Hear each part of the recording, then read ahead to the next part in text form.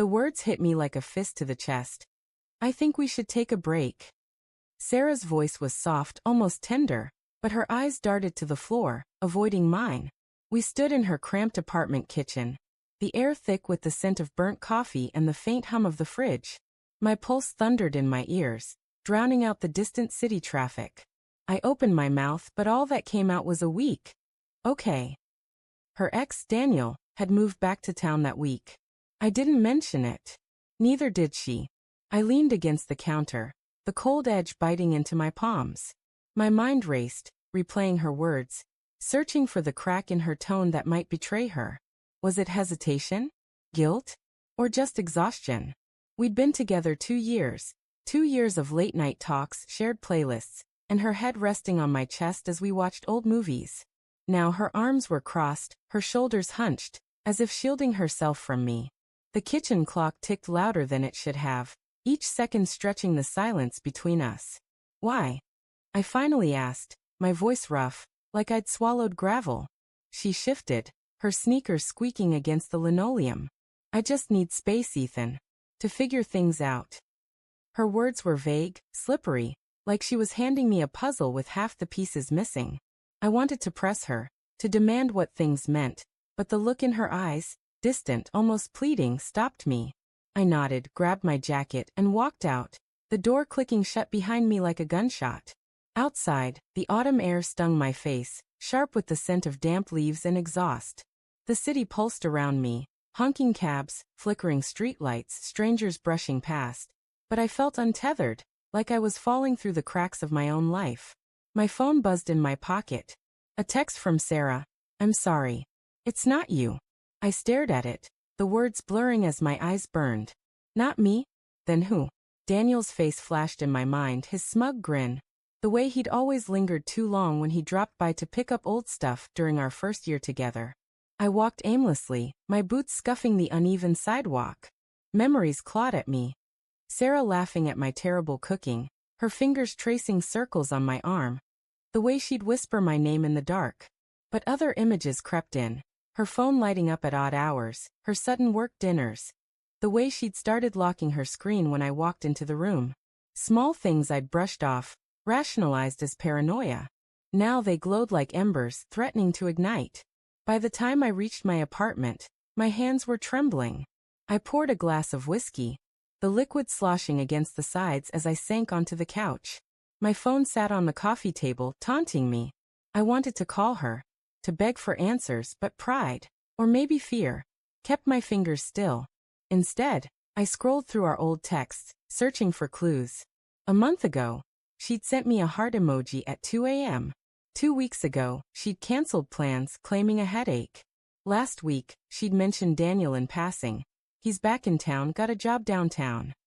Her tone had been casual, but now it felt like a warning I'd missed. The next morning, I woke with a headache and a gnawing ache in my chest. Work was a blur, numbers on spreadsheets, colleagues' voices fading into static. All I could think about was Sarah. I needed to know. Not just suspect, no. So I did something I'd never done before. I checked her social media. Her posts were sparse, mostly coffee shop photos and vague quotes about change. But Daniel's profile was a different story. A new photo, posted yesterday. Him at a bar, leaning close to a woman whose face was just out of frame. Her hair, though long chestnut, curled at the ends, looked too familiar. My stomach twisted. I told myself it could be anyone. I told myself I was overreacting. But by evening, I was back at her apartment building, standing across the street like some cliché from a bad movie. The air was colder now, the sky bruised with dusk. Her window glowed, a soft yellow square against the brick. I didn't know what I was looking for, maybe a glimpse of her, maybe proof I was wrong. Then I saw it. 2 silhouettes moving behind the curtain. One was Sarah, her posture unmistakable. The other was broader, taller. They stood close, too close, their shadows merging for a moment before pulling apart. My breath caught, sharp and painful. I wanted to storm up there, to pound on the door and demand the truth. But my feet stayed rooted, heavy as lead. What would I even say? Accuse her? Beg her? The uncertainty was a blade, slicing through every thought. I turned and walked away, The city swallowing me whole. Days bled into each other. I avoided her calls, her texts, each one a mix of apologies and vague promises to talk soon. I didn't trust myself to respond without breaking. Instead, I pieced together fragments. A mutual friend mentioned seeing Sarah and Daniel at a cafe, catching up. Another said she'd seemed distracted lately. Not herself. Each detail was a splinter under my skin, sharp and impossible to ignore. Then one night, she showed up at my door. Her eyes were red, her hair messy, like she'd been running her hands through it. "Ethan, please," she said, her voice cracking. "Can we talk?" I let her in, my heart pounding, torn between hope and dread. She sat on the edge of my couch, twisting her fingers together.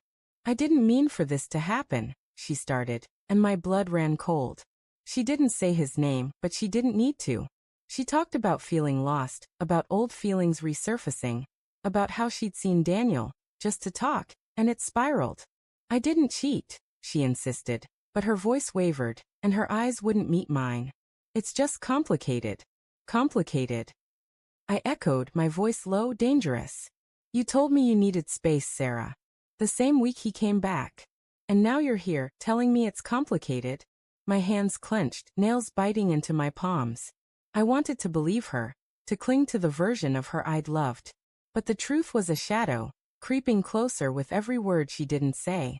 She cried then, her shoulders shaking, and part of me wanted to hold her, to erase the distance between us. But another part, the part that had seen those silhouettes, that had felt the weight of her half-truths, knew better. "Did you sleep with him?" I asked, the words tasting like ash. She froze, her breath hitching. "No," she whispered, but it was too soft, too late. The silence that followed was louder than any confession. I didn't yell. I didn't throw her out. I just stood there, staring at the woman I thought I knew, as the world I'd built around her crumbled. "Get out," I said finally, my voice hollow. She left, her footsteps fading down the hall. The twist came a week later, in a text from Daniel himself. "She didn't tell you, did she? It wasn't just me. She's been seeing someone else too." Attached was a screenshot. A message from Sarah to another man, time-stamped months ago, full of words she'd never said to me. The betrayal wasn't just Daniel. It was a web intricate and deliberate, spun long before she'd asked for a break. I sat in the dark, my phone glowing, and realized the woman I'd loved had been a stranger all along.